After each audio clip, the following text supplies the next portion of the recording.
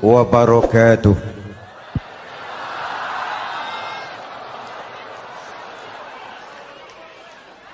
Alhamdulillahillazi anzalal Qur'an hudan linnasi wa bayyinatin minal huda wal furqan. Wassalatu wassalamu ala asyrafil anam wa ala alihi wa ashabihil kiram, amma ba'du. Saudara-saudara hadirin yang saya hormati, yang berbahagia,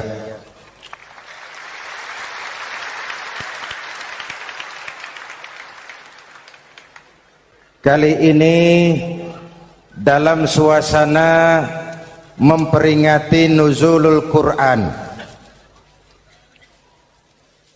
setiap penganut agama mempunyai kitab-kitab yang suci atau dianggap sebagai suci.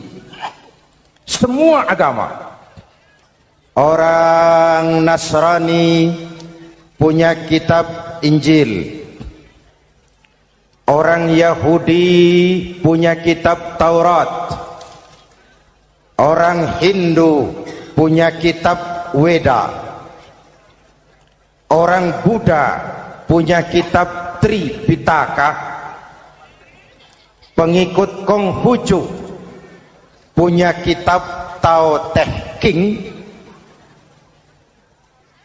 orang Majusi pengikut Zoroaster punya kitab Zen Avesta,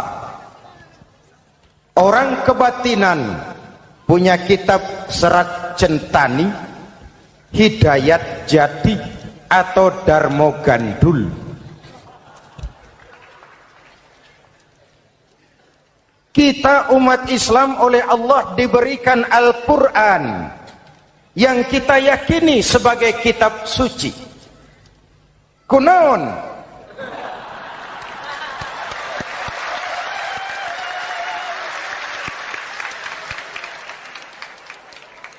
Apa kunaon itu? Kenapa sih kita yakin Quran itu kitab suci? Pertama, ajarannya sesuai dengan fitrah manusia. Suatu kitab dinamakan suci kalau konsep ajarannya sesuai dengan fitrah. Contoh, ini laki-laki ini seneng nggak sama perempuan? Normal. Kalau nggak seneng saya ragu-ragu. Perempuan seneng nggak sama laki-laki?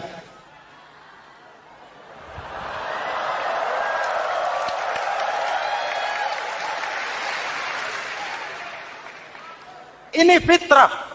Laki-laki suka perempuan, perempuan suka laki-laki. Quran memahami itu. Hai laki-laki, kau senang dengan perempuan. Hai perempuan, kau suka dengan laki-laki. Oke, lewat sini, lewat pintu yang disebut nikah. Kalau kitab suci melarang nikah, itu bertentangan dengan fitrah manusia.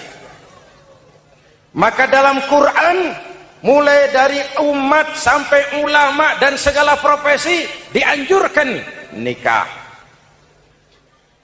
Kalau kiai tidak boleh nikah, saya pilih mengundurkan diri, Pak.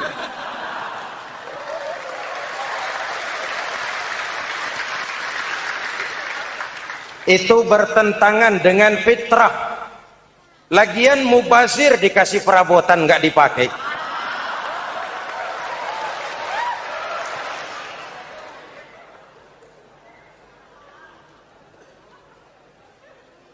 Fitrah.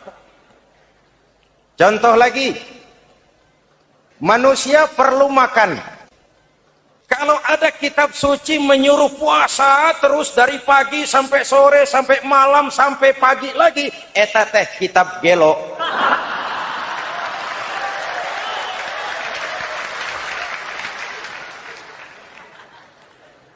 Quran sesuai dengan fitrah. Puasa mulai dari imsak sampai datang waktu maghrib.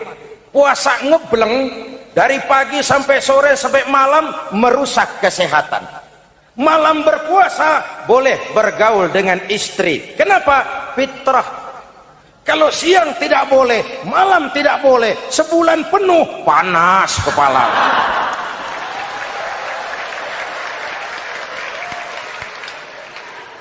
Rontok rambut. Hadirin yang saya hormati, itu yang pertama. Yang kedua, kita yakini Quran sebagai kitab suci karena isinya tidak saling bertentangan, konsekuen, konsisten. Kalau ada satu kitab, di satu ayat mengajarkan Tuhan Esa, di lain ayat mengajarkan tiga, liar itu mah. Bagaimana kitab suci isinya paradoks? Bagaimana kitab suci isinya saling bertentangan? Di ayat manapun sekali Quran berkata Allah itu Esa, selamanya Esa. Isinya tidak saling bertentangan. Lalu yang ketiga, kita yakini Quran kitab suci karena dia bersih dari intervensi manusiawi. Sejak turunnya Al-Quran menantang, jikalau kamu ragu terhadap Quran yang kami turunkan kepada hamba kami Muhammad, kamu anggap itu cuma bikinan Muhammad. Kalau Muhammad bisa, kamu tentu bisa. Bikin satu surah semacam Al-Quran. 14 abad yang lalu tantangan ini turun dan sampai malam ini belum terjawabkan. Pak, barangkali tidak ada yang mau coba. Banyak. Antara lain Musailamah Al-Kazzab. Dia mencoba membuat menandingi Al-Quran. Dia buat satu surah namanya surah Al-Fil. Bunyinya begini, bikinan Musailamah. Al-Fil, wa mal-fil, wa ma adraka mal-fil, lahu khurtumun tawil, wa lahu zail. Sudah berbentuk syair. Isinya apa? Al-Fil, gajah. Wa mal-fil, apakah gajah itu? Wa ma adraka mal-fil, tahukah kamu apa itu gajah? Lahu khurtumun tawil, dia punya belalai panjang. Wa lahu zail, dan dia punya ekor. Nggak usah turun ayat begituan, orang tahu.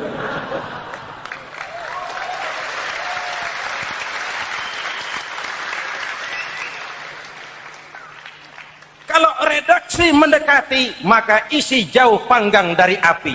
Kitab suci bersih dari campur tangan manusiawi.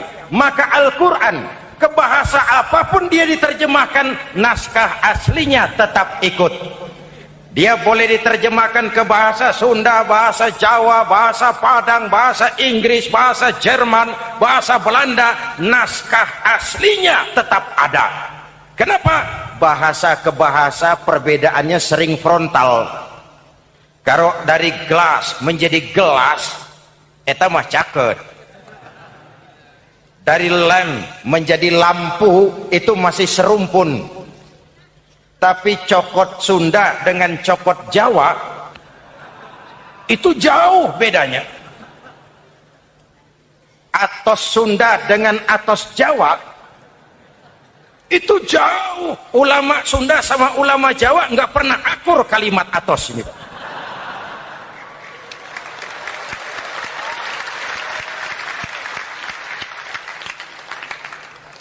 Inilah kebenaran janji Allah, inna nahnu nazzalna dzikra wa inna lahu lahafizun.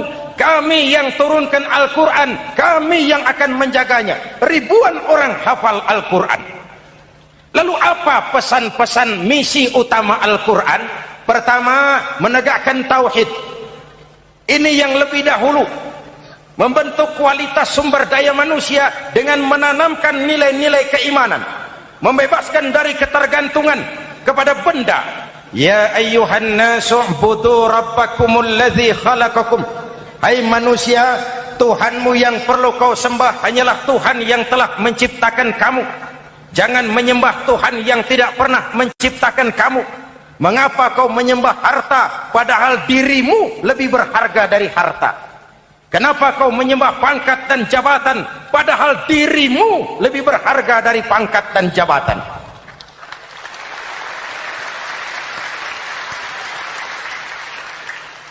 Diajak rasio berpikir, Tuhanmu yang perlu kau sembah hanyalah Tuhan yang menciptakan kamu. Dan Tuhan yang menciptakan kamu itu Tuhan yang lam yalid walam yulad, yang laisa kamislihi syai'un, dan itulah Allah subhanahu wa ta'ala.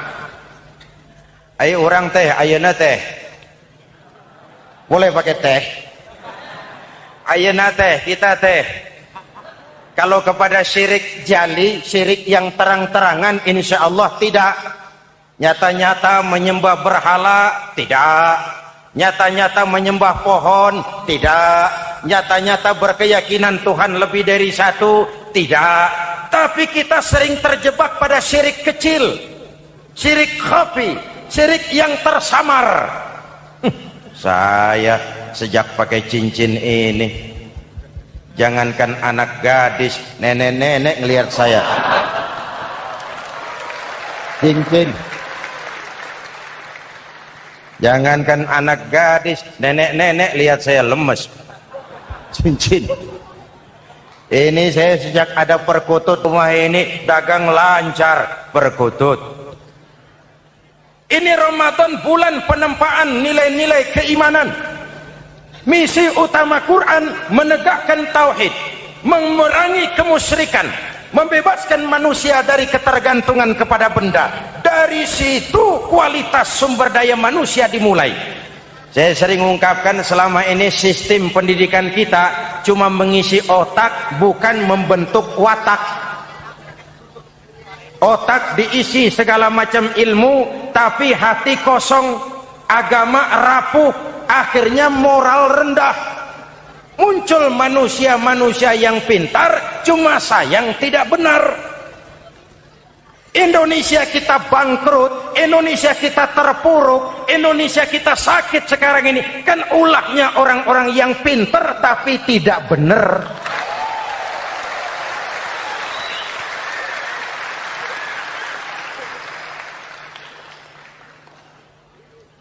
Dan kalau saya bicara kayak begini, ini bukan pidato politik, ini nurani. Politik naon kadut.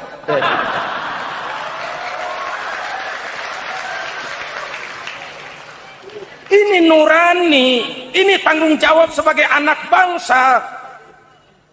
Ibu bapak, saudara-saudara hadirin yang saya hormati, Rasul kalau masuk sepertiga yang akhir, sing-singan baju, hamparkan sajadah, lebih banyak di masjid daripada di rumah. Itu Rasul. Maka sepertiga yang akhir masjid makin ramai. Lihat Masjidil Haram. Lain dengan kita. Sepertiga yang akhir masjid mulai mengalami kemajuan. Safnya makin maju.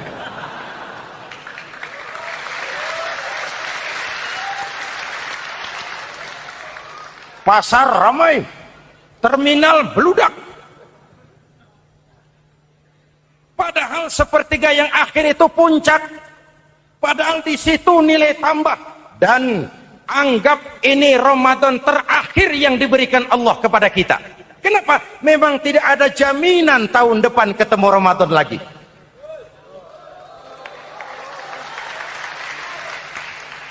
Anggap ini Ramadan terakhir yang diberikan Allah kepada kita. Tidak ada jaminan tahun depan Ramadan akan ketemu lagi. Tidak ada jaminan. Manfaatkan pelurukan pemutihan. Semua kita melakukan introspeksi. Tidak tahu kita Ramadan tahun depan nanti masih ketemu apa tidak. Sebagaimana kita tidak tahu kita masih hidup atau tidak. Hadirin yang saya hormati. Misi kedua Al-Quran, persaudaraan, kebersamaan atas dasar keadilan dan kebenaran. Manusia bersuku-suku, ya. Manusia berbangsa-bangsa, memang itu diakui oleh Al-Quran. Min dzakari wa untha wa ja'alnakum syu'uban wa qabaila. Kami ciptakan kamu dari laki-laki dan perempuan. Kami jadikan kamu bersuku-suku dan berbangsa-bangsa. Apa tujuannya? agar kamu saling mengenal satu dengan yang lain. Yang terlepas dari ras, dari manapun orang datang, apapun warna kulitnya, dari suku apapun ia dilahirkan, kalau akidahnya sama, itu kan saudara kita.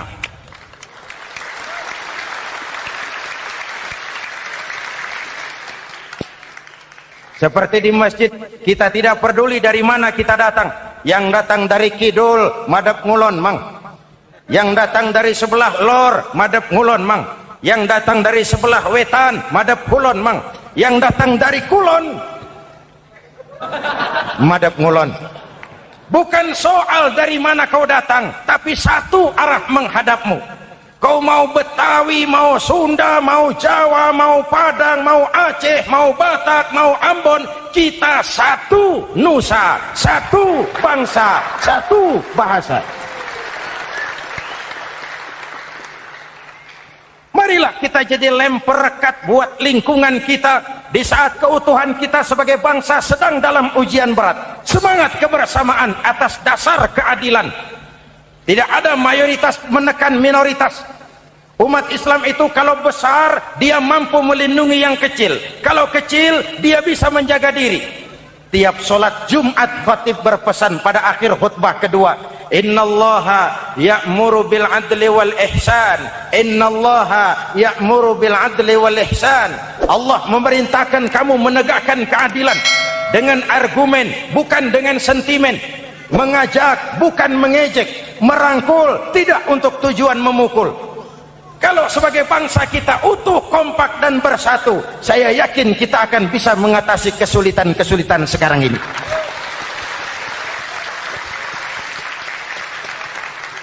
Kan kita prihatin kadang-kadang tawuran antar desa, antar RT, antar RW, antar kecamatan, sampai antar elit di atas. Makanya saya ulang lagi pesan ini, kalau elit di atas tawuran, jadilah penonton yang baik. Saudara-saudara kaum muslimin yang saya cintai, kita prihatin, kita seakan tercabut dari akar budaya kita sebagai bangsa. Kenapa kita yang berfalsafahkan Pancasila, kenapa kita yang berketuhanan yang Maha Esa tiba-tiba jadi beringas dan brutal? Ada maling ayam ketangkap, disiram bensin, dibakar hidup-hidup. Kok kita bisa begitu? Street justice, pengadilan jalanan mulai tegak. Iyalah kita tidak puas dengan kerja aparat kita, tapi jangan main hakim sendiri. Ini negara, bukan hutan.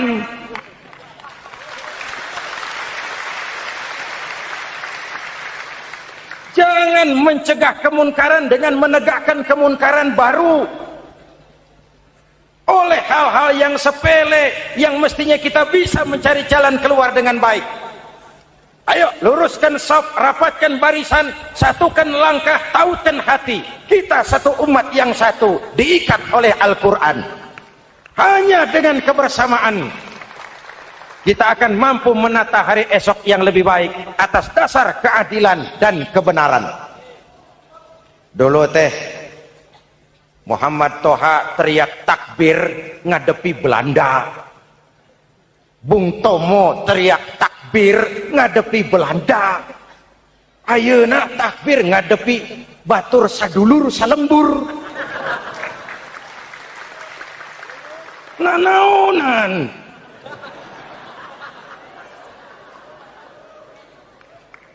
Bung Tomo teriak takbir, Muhammad Toha teriak takbir, yang dihadapi jelas penjajah Belanda.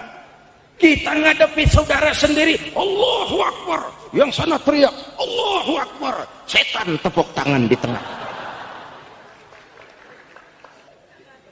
Yuk kita rukun, yuk kita kompak, yuk kita bersatu, yuk kita pulang, yuk.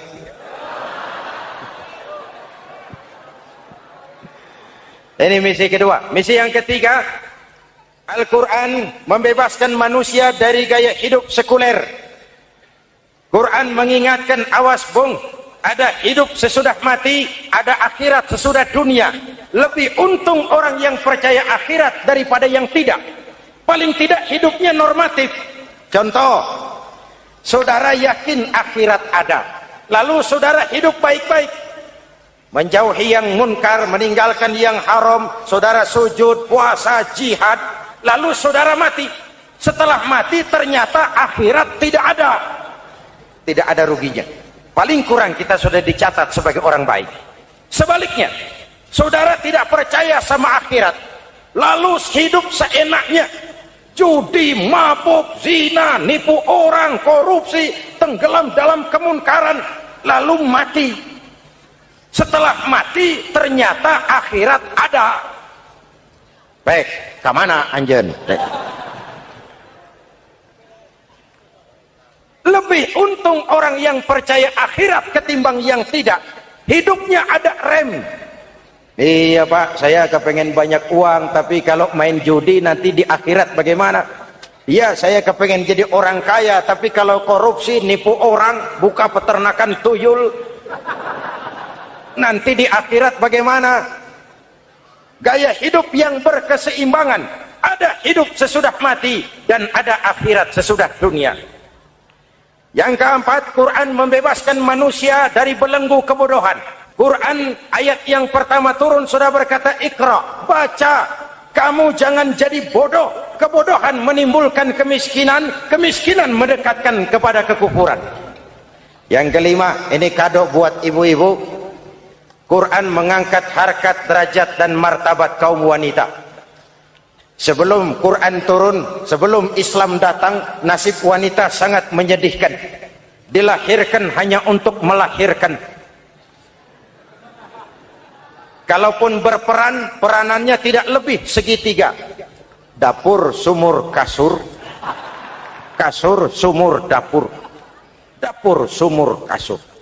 Wanita dilecehkan, sekadar alat pemuas nafsu. Datang Islam, Rasul terenyuh. An-nisa imadul bilad. Wanita adalah tiangnya negara. Jikalau baik wanita, baik negara. Jikalau rusak wanita, hancur negara. Karena wanita, negara jaya. Betul? Karena wanita, negara hancur. Betul? Maka wanita adalah bidadari yang kadang-kadang setan. Kadang-kadang.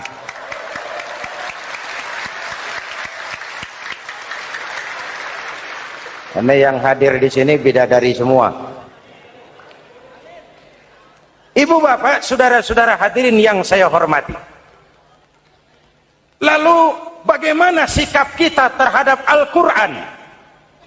Quran sendiri menjelaskan, "Tsumma awrasnal kitaba alladzina istafaina min ibadina."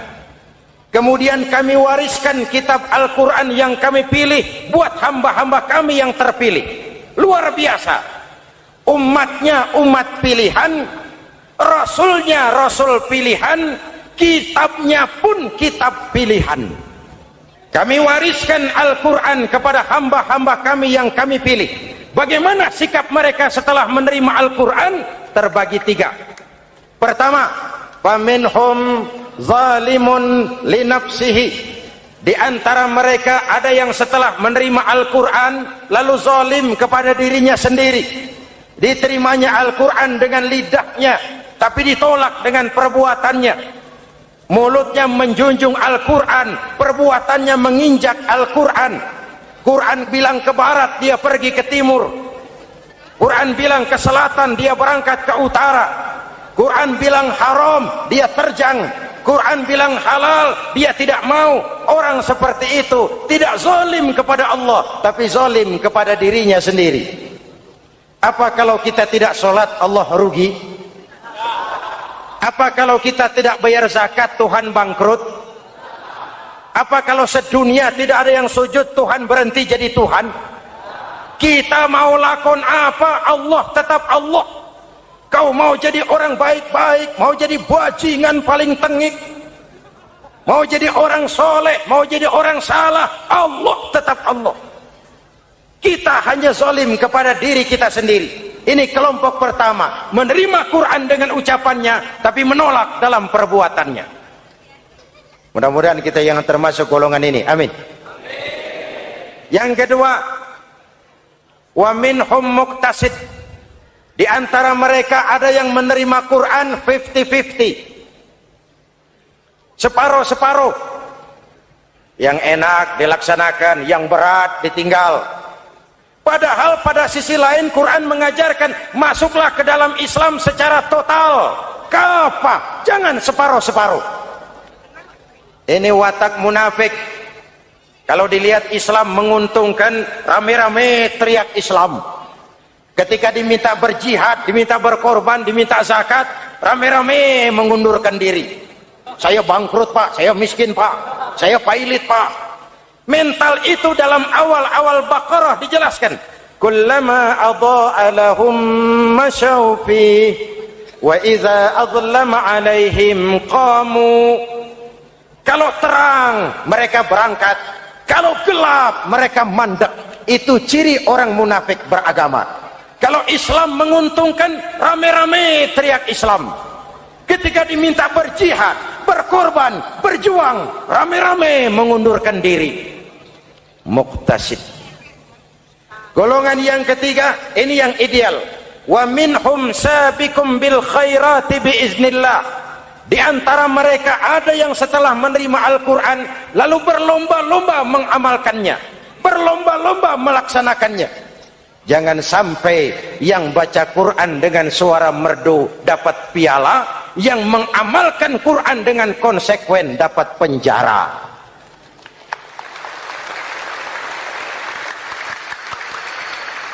Itu ironi, itu menyedihkan, itu memilukan, dan itu memalukan. Pilihan terserah kita. Satu hadis Rasulullah mengajarkan begini: man ja'alal Qur'ana amamahu qadahu ilal jannah, wa man ja'alal Qur'ana khalfahu saqahu ilan nar. Siapa yang meletakkan Quran di depannya, dijadikannya Quran sebagai imam, Quran akan membimbing dia ke surga, surga dunia, lebih-lebih surga akhirat. Sebaliknya, siapa yang meletakkan Quran di belakang, dibelakanginya ajaran Quran, Quran akan mendorong dia ke neraka, neraka dunia, lebih-lebih neraka akhirat. Quran imam apa makmum? Kita makmum apa imam? Makmum ikut imam apa imam ikut makmum? Makmum ikut imam. Jikalau Quran adalah imam, jikalau kita adalah makmum, ke barat kata Quran, ke barat kita berangkat. Ke timur kata Quran, ke timur kita menuju. Halal kata Quran, itu yang kita ambil.